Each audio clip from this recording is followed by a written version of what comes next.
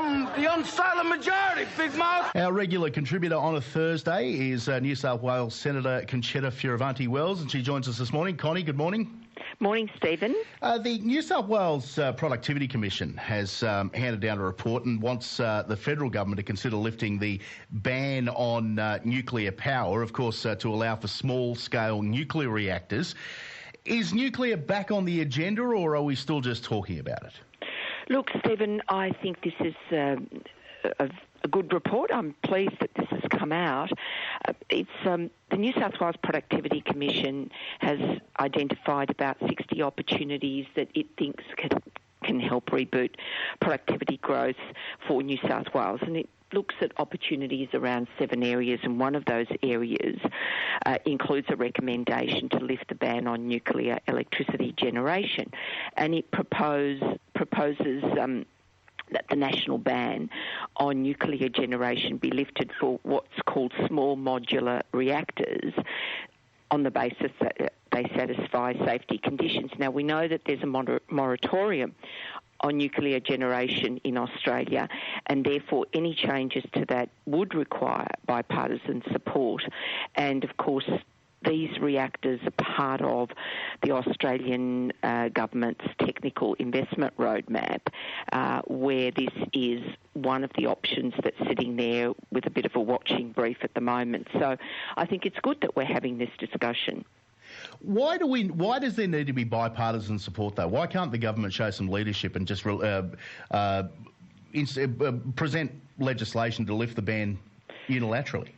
Well, interesting, recently Keith Pitt, who's the Minister for Resources, he made the comment that we've got these huge stocks of uranium and they should be, and we could reutilise them more for the benefit of the Australian people.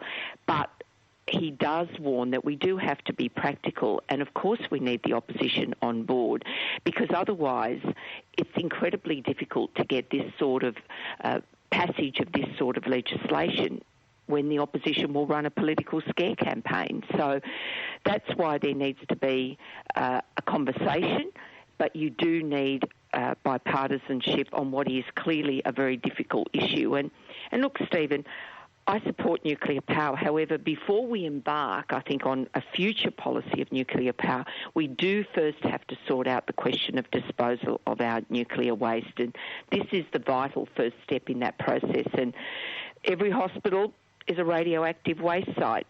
And we know how important nuclear medicine is to the health and well-being of Australians.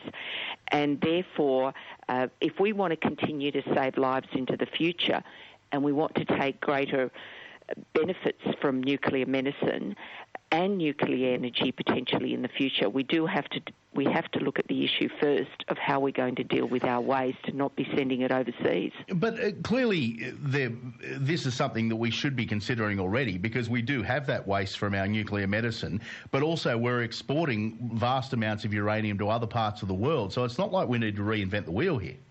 Well, Stephen, 85% of our radioactive waste comes from nuclear medicine, and 1 in 2 Australians will need nuclear medicine in their lifetime as a consequence of some condition, including certain types of cancer. Now, at the moment, we are looking at, and there's a bill before the Senate called the National Radioactive Waste Management Amendment, and this looks at a particular site, a site in South Australia. I mean, this has been 40 years in the making to look at a site to host such a facility, a single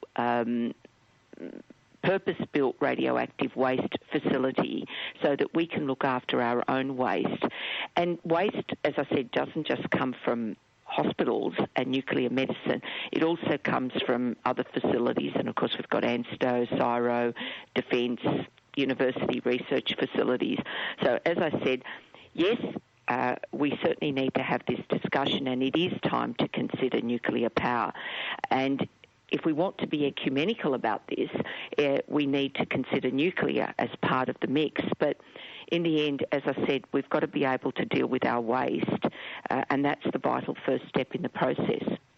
So how far... So that bill's before the Senate at the moment. When will that be debated? What's the time frame on that? Well, it was on the notice paper a few months ago, so it's still to be debated in the Senate. So one would hope that once that has passage, then at least you can look at, and we're looking at a facility in South Australia, a place called Kimber.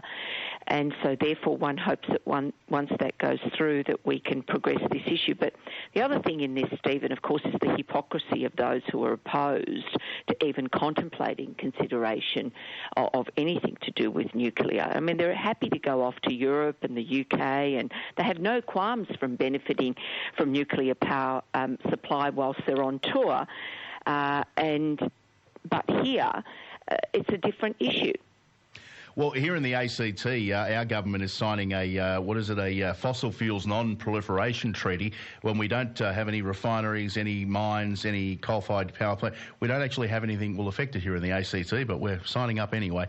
Hypocrisy goes around, Senator. Connie, good to talk to you. We'll catch up next week. Thanks, Stephen. Thanks very much. All the best. Senator Concetta Fierravanti-Wells, New South Wales Liberal Senator, back with us next week on the program. It's just gone 7:15. NRL and laughs for your weekend with the continuous call team. The great German high jumper was Mayfart, and I was told...